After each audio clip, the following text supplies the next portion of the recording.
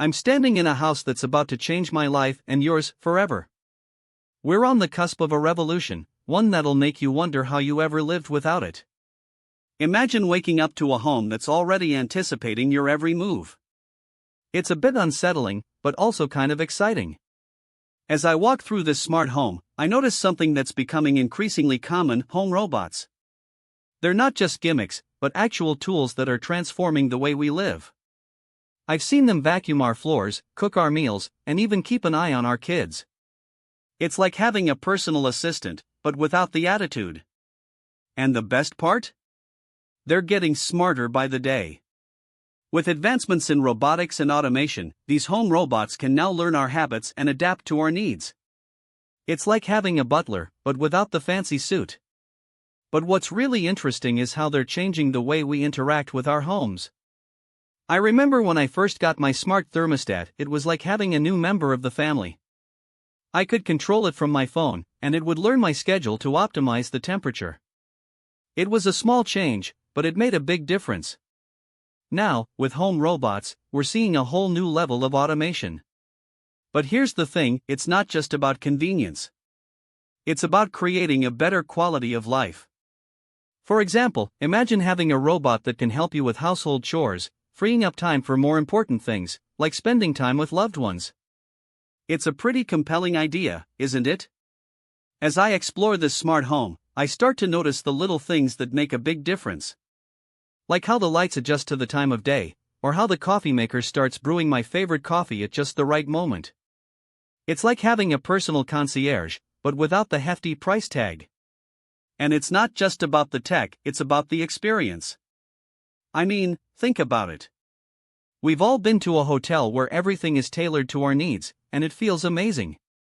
Now, we can have that same experience in our own homes, thanks to home robots and automation. But what's really driving this revolution is the rapid advancement of AI. It's like the brain behind the operation, making all these smart devices work together seamlessly. And it's getting better every day, with new breakthroughs and innovations. As I reflect on all this, I have to admit I'm both excited and a bit nervous. I mean, what does it mean to have a home that's essentially alive? It's a question that gets to the heart of what it means to be human. It's a lot to take in, but it's also what makes it so fascinating.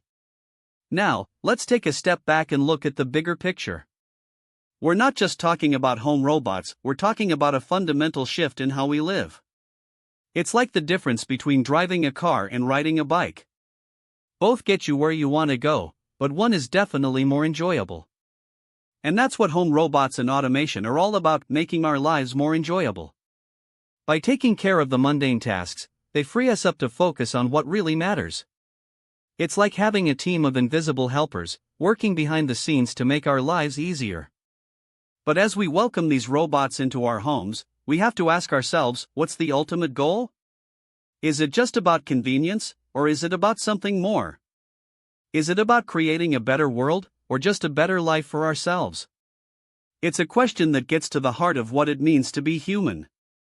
As I explore this smart home, I start to notice the little things that make a big difference. Like how the robot vacuum navigates around furniture, or how the smart fridge keeps track of our groceries. It's like having a personal assistant, but without the salary. And it's not just about the devices themselves, it's about how they work together. It's like a symphony, with each device playing its own unique role. The home robots are the conductors, making sure everything runs smoothly. But what's really interesting is how they're changing the way we interact with each other. I mean, think about it. We're no longer just talking to each other, we're talking to our homes. It's like having a new member of the family, one that's always listening and always ready to help. As we move forward in this world of home robots and automation, we have to ask ourselves, what's the future hold? Will we see a world where homes are entirely autonomous, or will we always need some level of human input? It's a question that's both exciting and unsettling. And that's what makes it so interesting. The possibilities are endless, and the potential is vast. As we explore this new world, we'll discover new ways of living, new ways of interacting, and new ways of being human. But as I stand here, surrounded by these home robots and smart devices, I have to wonder, what's the ultimate cost? Is it just about the money, or is it about something more? Is it about our privacy, our security, or our very way of life? It's a question that's worth considering. As I think about all this, I start to realize that it's not just about the technology, it's about us. It's about how we choose to use these tools, and how we choose to live our lives. It's like the difference between using a hammer to build a house, or using it to break one down. And that's what makes it so important.